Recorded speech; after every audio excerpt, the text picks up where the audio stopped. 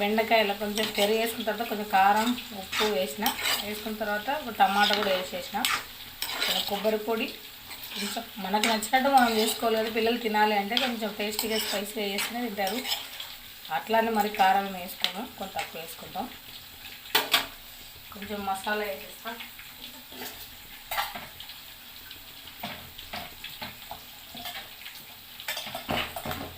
ఫ్రైకి తగ్గట్టు ఒక 2 స్పూన్ల కొబ్బరి పొడి వేసుకుంటే బాగుంటుంది టేస్ట్.